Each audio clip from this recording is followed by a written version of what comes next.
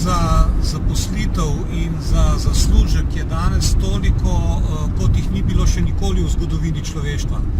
A ste že vi se srečali kdaj s to trditvijo? Jaz že dostikrat, pa se lahko strinjate z njo. No, verjetno bo marsikdo rekel, da temu ni tako, ker je, zakaj bi bilo potem toliko ljudi, ki so nezaposleni, zakaj bi bilo toliko ljudi, ki niso zadovoljni s svojimi dohodki oziroma zaslužki. Zakaj se ljudje pravzaprav potem ne zaposlijo, če je toliko teh priložnosti?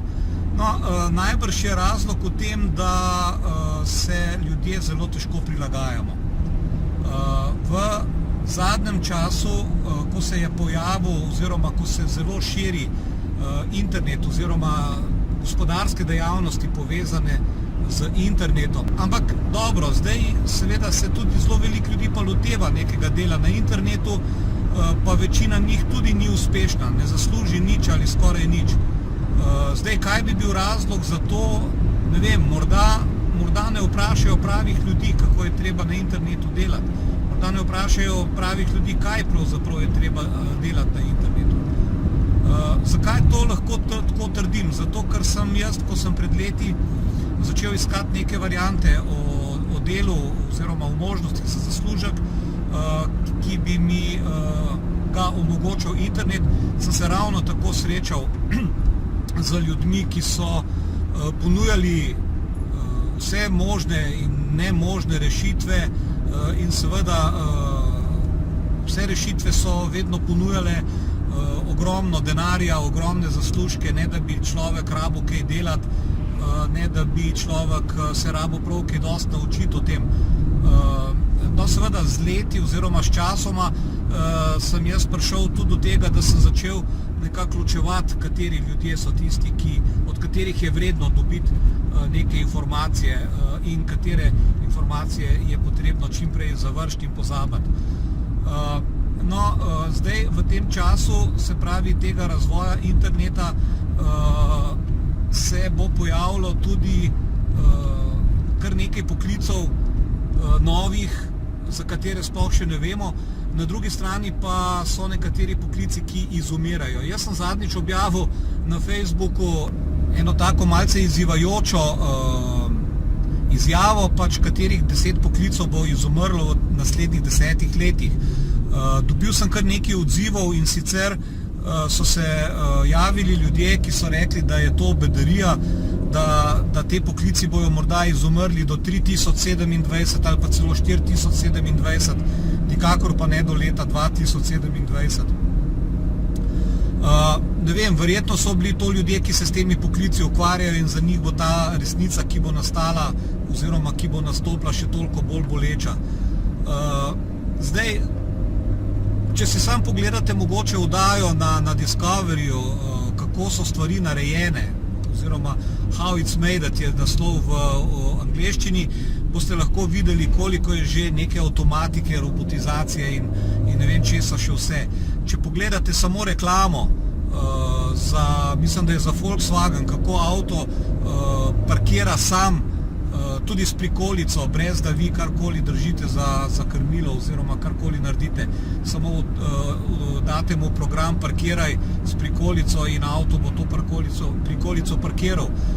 Se pravi, so tudi poklici nekih voznikov verjetno že kar zelo v nevarnosti za v bližnji prihodnosti. No, ampak bistvo je pravzaprav pri tem to, da se ljudje zelo težko prilagajamo. Mnogi še vedno živimo v neki industrijski dobi, ki pa je že zdavnaj minila.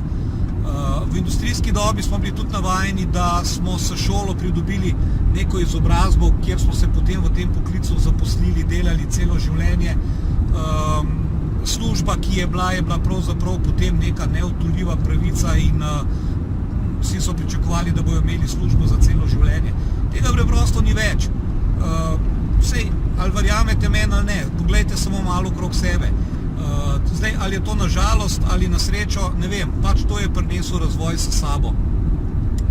Zdaj, da pa pridemo do tega, da začnemo izkoriščati priložnosti, ki pa jih nudi ta novi čas informatizacije, se je treba temu prilagoditi, treba se je tudi kaj naučiti, treba je prečitati kakšno knjigo, treba je iti na kakšen seminar. V šoli tega ne učijo. Šole tega ne učijo preprosto zaradi tega, ker so verjetno del nekega sistema, kateremu pravzaprav to čisto odgovarja, da je tako, kakor je. Je pa en kup drugih možnosti, kjer se lahko izobrazimo in kjer pridobimo informacije, kako se prilagodimo temu današnjemu času. Jaz o tem veliko pišem. Moja spletna stran je na www.fotkar.com, kjer se da dobiti tudi kakšne informacije v bistvu o mojih izkušnjah in o mojih pridobljenih znanjih in veščinah, ki sem jih v zadnjem obdobju pridobil. Verjetno boste našli tudi med vrsticami ali pa direktno tudi, katere ljudi je dobro poslušati, kateri ljudje pač učijo oziroma predstavljajo ta svet, novi svet na način, da obstajajo tudi neke možnosti za ljudi, ki so pripravljeni nekaj narediti. Je pa res, da so tudi moje izkušnje v tem času, da ljudje večinoma, ko pridejo na internet, sicer ne vem zakaj, enostavno mislijo, da je ta internet nekaj vsemogočega in da lahko resnično na internetu zaslužijo, brez da se nekaj dosti pomatrajo, brez da se grejo kaj naučiti, brez da bi morda investirali kakšen evro v svoj posel in da bojo dobili velike denarje. Seveda, zdaj smo spet pri tistem, kar sem rekel na začetku, poslušajo pač ljudi, ki niso ta pravi, ki sicer znajo oni sami zaslužiti, ampak pa zaslužijo na teh ljudeh, ki jim verjamejo in ki grejo v neke posle, ki nimajo pravzaprav neke osnove in nekatere so celo kaznive Poncijeve piramide in tako naprej. Torej, kaj je pol to, kar je treba narediti, da pravzaprav pridemo v tej filozofiji oziroma v tem gospodarstvu do neke zaposlitve? Preprosto, treba je narediti prve korake. Treba se odločiti in reči, gremo pogledati, kaj to je, začeti iskati prave informacije, začeti iskati dobre vsebine, morda se odločiti tudi za kakšne plačljive delavnice, ki so dejansko potem en tak, Angleži pravijo breakthrough, se pravi, ko ti res dobiš neko energijo in znanja, s katerimi lahko potem začneš graditi neke svoje posle in ne glede na to, ali ste to že podjetnik, ali imate neke svoje produkte, ali pa ste mogoče samo eden od tistih, ki niste zadovoljni s svojimi dohodki ali pa nimate svoje službe. Pride do nekega lastnega posla na internetu je danes pravzaprav tako preprosto, da si človek sploh ne more misliti.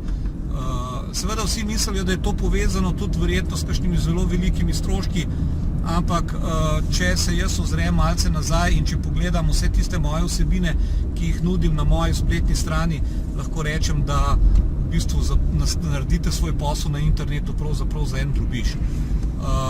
Torej, narediti prve korake, odločiti se, potem pa pridobiti ta znanja in potem ta znanja potem tudi dejansko implementirati v to svoje delo in rezultati bojo zagotovo prišli.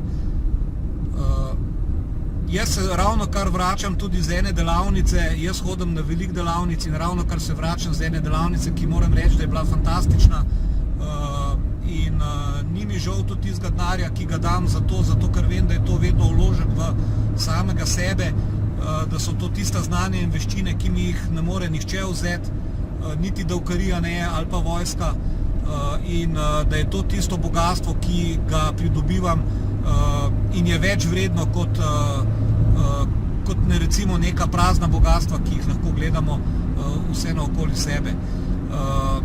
Preprosto, posel na internetu je dostopen, posel na internetu je mogoč, posel na internetu prinaša zaslužke. Zdaj, ali boste vi stopili na ta vlak ali ne, je pa popolnoma odvisno od vas. Nekateri boste, nekateri ne bodo, odločitve pa seveda sprejemate ali pa sprejemamo vsi sami za sebe. Jaz vam želim še naprej lep dan in imejte se krasno, zdajle se pa odpeljem še do doma in se grem tudi jaz malo spočiti. Čau!